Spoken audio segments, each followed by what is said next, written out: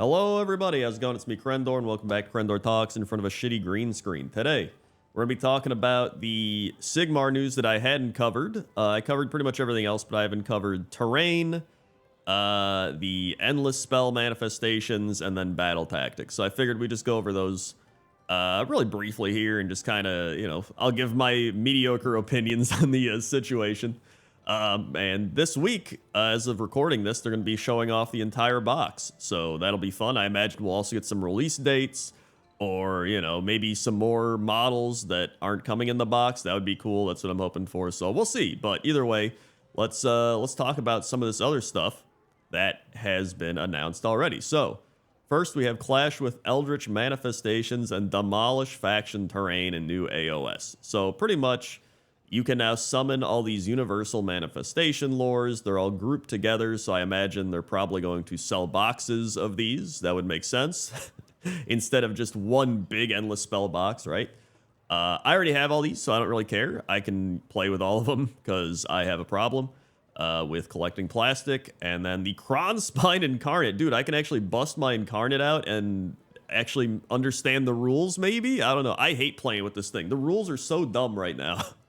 I hate playing against it. I played it against it once. I hate the rule. It was stupid. So I'm hoping it's actually a fun war scroll to play against.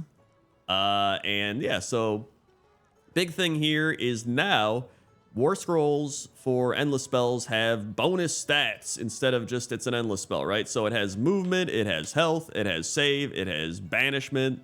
And then it has a hit, wound, rend, damage profile with an ability, and then it has like a passive thing. So for Quicksilver Swords, it actually moves 8. It's a 7+ to get rid of it.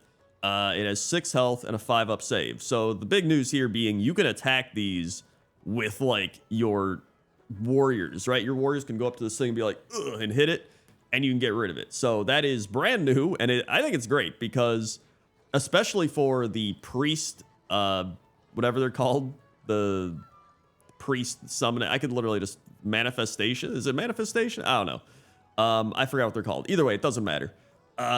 They would just get summoned to the battlefield and you just couldn't get rid of them because you don't have a priest. If you don't have a priest, you're just like, well, too bad. But now you can just go up to it and hit it. And wizards can also get rid of them. And, I really do like this system a lot more than the current one. So Quicksilver Swords, 3x3s, 1 rend, 1 damage, crit mortal. So if you roll a crit, it's a mortal wound. Ward rolls cannot be made for damage points inflicted by this manifestation's attacks. Cool. So that works like the same way because currently Quicksilver Swords is you roll like 12 dice and 5-ups are mortal wounds, I believe. 5s or 6s are mortal wounds. I think that's what it is. Either way. So it kind of kept that flavor, but now it's just a little bit more, I guess, 4.0ified, right? So I think that's cool. Plus, the other thing they mentioned is you can take a spell lore and a manifestation lore. Because I was worried it was going to be like, oh, you have to pick one and then you don't get your spell lore or something. But you do get both of them, which I think is both. They can be good and bad because it encourages you to buy the manifestations. Because it's like, why wouldn't I bring them? However, then if you're casting these, you're probably taking up spells that you also want to cast. So you're just like, would I rather buff my Croxagores with like, I don't know, +1 to save, +1 to hit or something, or would I rather cast a manifestation? So it does give you that choice, seemingly. I don't know what the spell lore is or whatever, but it appears that it gives you that choice, which is nice. I think having the choice to do things is part of the game, right? Like that should be the tactical decision, not just like, I'm going to do this thing because it's the best thing to do, right? And there's going to be a best thing to do. It's just, I think different situations call for different choices, which is strategy game. Anyway, you've got static manifestations. You've got moving manifestations. One of the static ones they show off is the Prismatic Palisade. So it's got 8 health, 4-up save, 7 banishment. And the manifestation cannot be targeted by shooting attacks. In addition, a unit cannot be targeted by shooting attacks if it is impossible to draw a straight line from a model in the attacking unit to a model in the target unit without that line passing across this manifestation. So this is kind of a weird. Also, you can see it's got a ward save down here. I forgot to mention that. This is gonna be a weird one because I mean I could see people just dropping this in front of people shooting attacks, right? And just being like, oh, you can't hit me. Or I can see people like putting it in front of themselves, being like, hey, you know, I cast my spells, now I don't want to get shot. I'm curious how you get rid of these endless spells if you're the one who cast them. I feel like you probably have to make a banishment roll and then recast it. Because I can imagine something where you have like a Slan, right? And he's like, blah, blah, blah, and then he's like, I cast the Palisade, can't hit me. And then it's his turn again. He's like, I remove the Palisade. All right. Blah, blah. Then, so like, does that consume a spell slot to like remove it? And like, I don't know. There's a lot of questions, but that's pretty cool. Then we have faction terrain features, which now faction terrain is also something that has a save and health, which I think is cool. We already had the ability to destroy faction terrain, but it was only through monstrous rampages, right? Or monstrous actions, whatever it is. I think this is great because I feel like you should be able to destroy faction terrain if you want, right? Like, sure, you're hitting a piece of terrain rather than hitting a unit, but that's probably part of the trade-off. You're like, I would rather get rid of my opponent's buff they're getting from this thing than take out the unit that's standing next to it or benefiting from it, right? Because maybe something else is about to benefit it. They're going to bring some other unit over here to benefit. Like, who knows, right? So I do think this is cool. This is also really good for just shooting, I think. I was thinking about it. I was like, it's 8 health on a 3-up save. Like, even if you're throwing some shitty skink arrows at it or something that hit on 5s and wound on 5s for 1 damage, like, you probably chip this thing down a little bit and then you can kill it a lot easier. So, like, I don't know. It does seem pretty cool. I think they showed off some other faction terrain somewhere else. But maybe I'm crazy.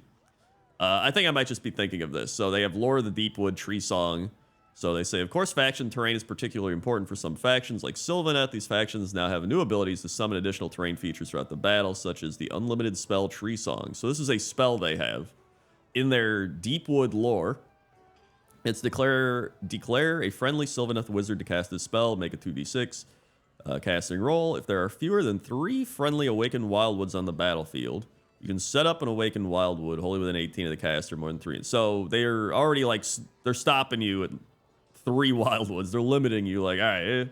But it's actually not as bad because people can destroy wildwoods, right? So at first you're like, oh man, I can only have 3 wildwoods. But then you think like, oh yeah, I can probably create more once someone destroys it, because there's going to be people that are like, burn the woods, right?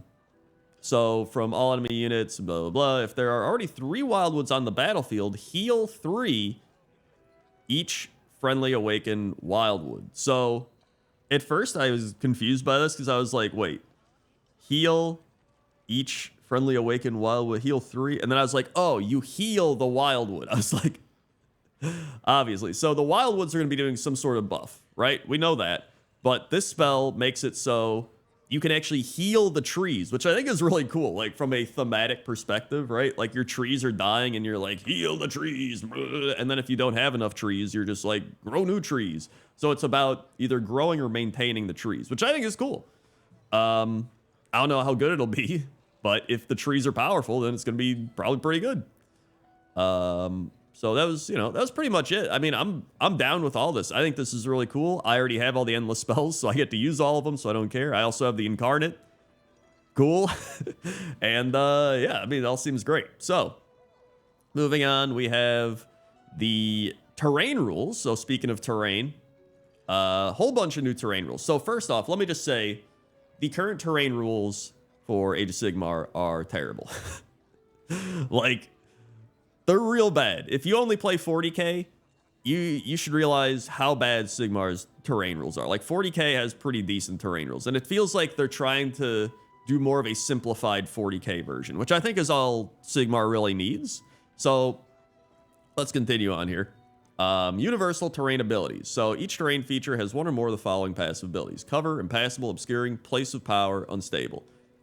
So again, this is kind of like the current system simplified and just made better, because right now it's like, is this deadly terrain, mystical terrain, this type of terrain? And you would have to, like, every time you played, you would write down on a piece of paper like mystical and then put it on that piece of terrain, because all the terrain was like randomized. You'd like roll a dice and then you'd have to be like, wait, which one's deadly terrain? And this one's mystical, or like, why is that mystical? And like a lot of it just didn't make sense. It was stupid. 99% of people just didn't play with the terrain rules because it was so bad. So this just seems better because it's easier to remember. So we have cover. Subtract 1 from hit rolls for attacks that target a unit that is behind or wholly on this terrain feature unless that unit has charged or has the fly keyword. Cool. That's easy enough to remember. Impassable. Models cannot move across, be set up on, or end moves on any part of this terrain feature. Cool. Obscuring. A unit cannot be targeted by shooting attacks if it is behind or wholly on this terrain feature unless it has the fly keyword. Place of power. Heroes within 3 inches of this terrain feature can use the activate place of power ability. And then unstable. Models can move across but cannot be set up on or end any type of move on any part of this terrain feature that is more than 1 inch tall. Cool. Like, all of these are, I think, impactful, easy to remember, and, you know, they're not crazy or anything, right? And they make sense. So, like, if something's unstable, like, obviously you can't land on it because it's unstable. You're gonna be like, ugh. So the fact that if you see the word unstable, you think like, oh yeah, I can't land on that. But you can move across it, unlike impassable, where you can't do anything on it, or even move across it. And then cover is, you get cover. And then obscuring, you know, you can't get hit by shooting attacks. So like, okay, it makes sense. Now, it says this is greatly simplified from previous system, focuses on clear codifications. Yep. So here's the thing I read. There's no restriction on how far behind a piece of intervening terrain a unit needs to be to benefit. So that was interesting because in Old World or 40K or a lot of things, it's like, oh, you get like partial cover, you know, you get like, I can kind of see you, or like is half the mod. This is just like you get cover, which I actually like, especially for a game like Sigmar, where it's more of a simplified version of everything. It's just you got cover. So cool. I like that. Where is, oh yeah, place of power. So this is the other interesting one. So this used to be like mystical and like all this stuff, but now it's just pick a friendly hero within 3 inches of the place of power to use this ability. Roll a dice. On a 1, you take D3 mortal damage. On a 2-up, if that hero is a wizard or priest, you add 1 to casting rolls or chanting rolls. And if that hero is not a wizard or priest, they can use the unbind or banish manifestation ability this turn as if they had wizard 1. So that's pretty cool, right? Like, you want your wizards and priests to get near these things because you're gonna be like, dude, I want that +1, right? +1's pretty nice. And then if you want to just unbind something, maybe somebody's got their manifestations, you're like, you know what? Just get my hero next to this thing, unbind it, right? So I think what's cool about that is it adds another element to the battlefield of control, right? You have objectives you want to control, right? So now it adds a layer of, hey, you know what? I kind of want to control that terrain piece. And maybe you're also getting cover from that terrain piece, right? So, I mean, there's so many things that can go into it because if we look here, it's kind of hard to read. Can I, come on. Oh, there we go. Oh, yeah. We're zooming. So you can see here, they've brought back the Vice. And it's got examples of terrain. First, it has like an actual map of terrain laid out of how you can play, which is phenomenal. I love that they're just like, here's a balanced map you can play with. Like, cool. Thank you very much. So it shows like obscuring, place power, area, terrain, shows small, medium, stuff like that. So for example, we have hills and storm vault provide cover. Oh wait, I'm blocking it. They provide cover. Obstacle examples, you got ruins, debris, statues, barricades. They give cover and unstable. Then you get the wildwoods and fortress walls, which are cover, obscuring, unstable. And then you have the place of power, like Realm Gate, Cleansing, Aqualith, Nexus, Siphon. And they give cover, place of power, unstable. So everything's giving cover, which is nice. And then, you know, some have unstable, so you can't land directly on them. You have the obscuring for the shooting, which makes sense for like the woods or fortress walls. So it just makes sense, which I think is really cool.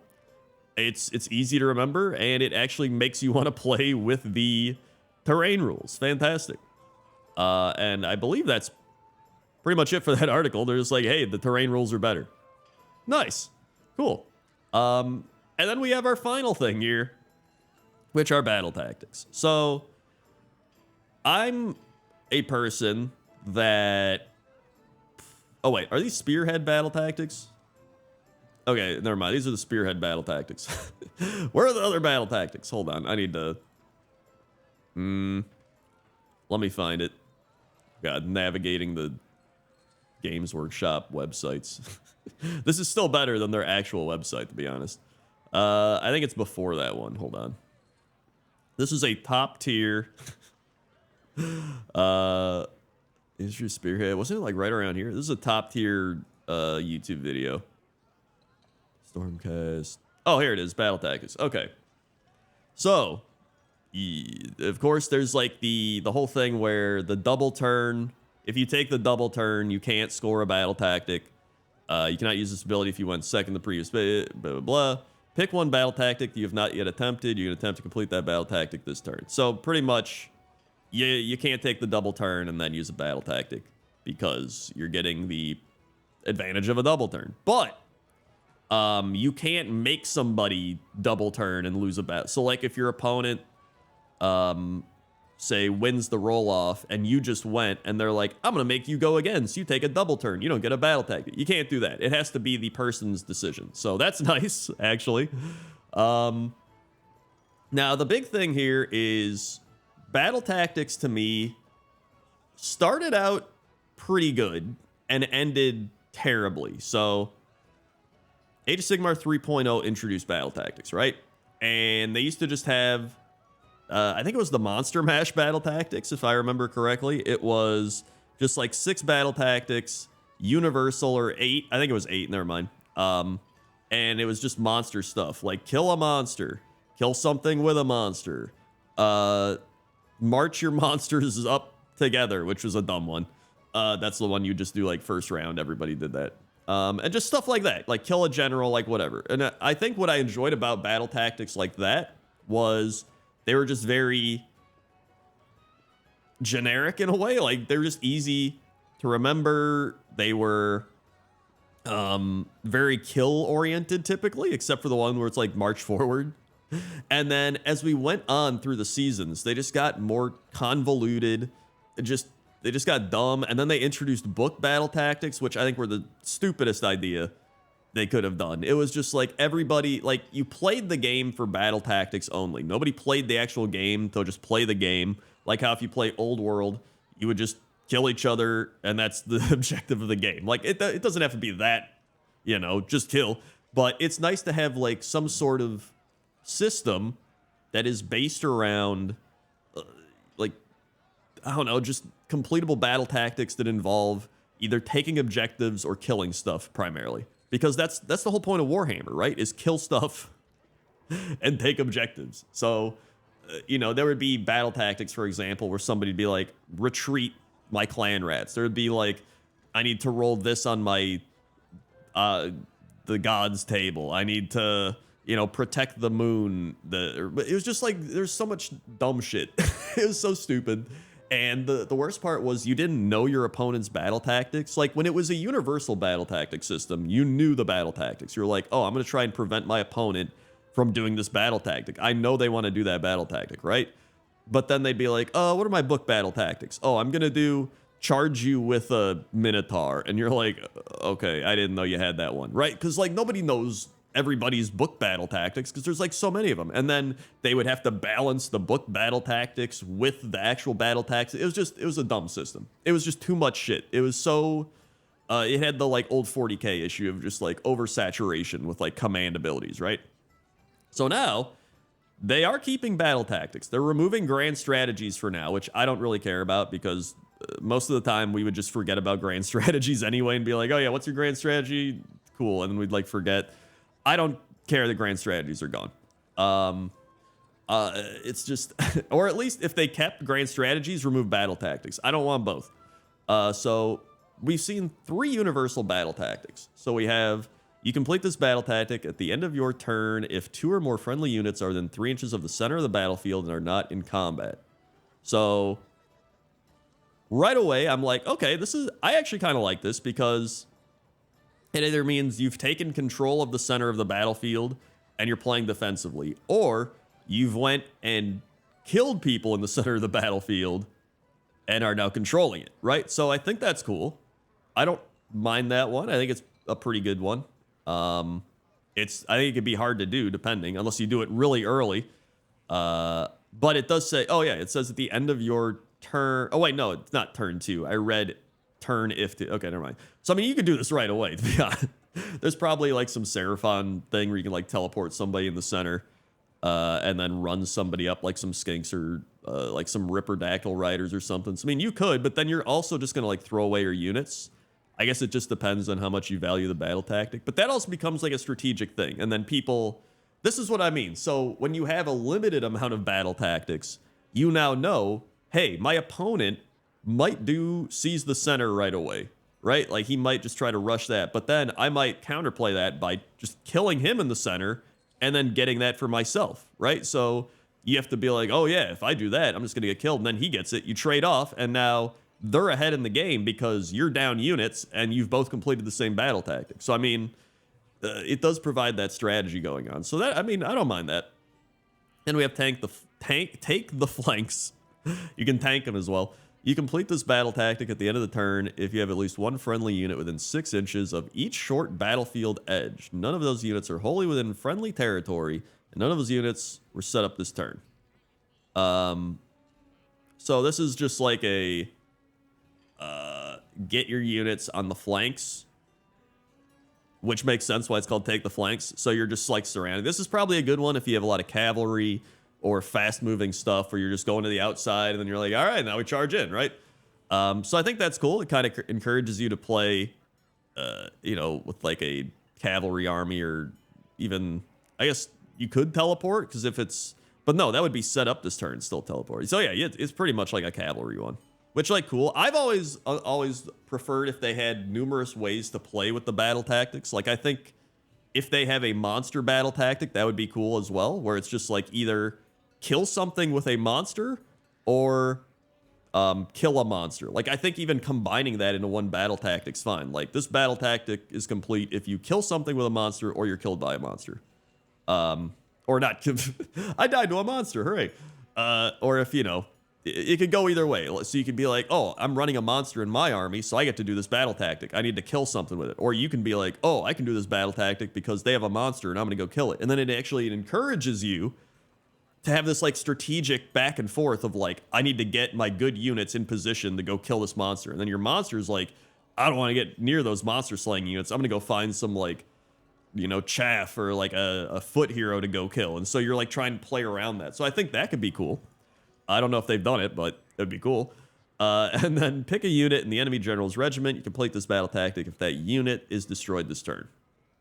So that's cool because regiments are apparently a big thing now because that encourages 1-drops. So that's going to be very good. It encourages getting more command points. So pretty much everybody's going to have a general's regiment. So I feel like and instead of just being like slay the general, it's like slay a unit in their regiment. So I think that's actually a little better because you're going to have more options to choose from. And then you're kind of weakening the general as well because of that. Because that's probably going to be their main thing, right? Is their general regiment getting like these really good buffs from the general. So, I mean, my first impressions of these three are like, cool. They seem all right. They seem better than what we got now, which is like, cast a spell and don't have it get unbound. So it encourages you to just sit in the back with your wizard, cast Mystic Shield, and then do nothing. Wow, great gameplay, guys. Just like encouraging somebody to just stay out of unbind range and then cast a shitty spell so you get a battle tactic. Like, it's so bad. And then some of the other battle tactics from this season are just like, unbind an endless spell, and it's like, cool. It's just, they're so bad right now, man. And then the book ones, like I mentioned.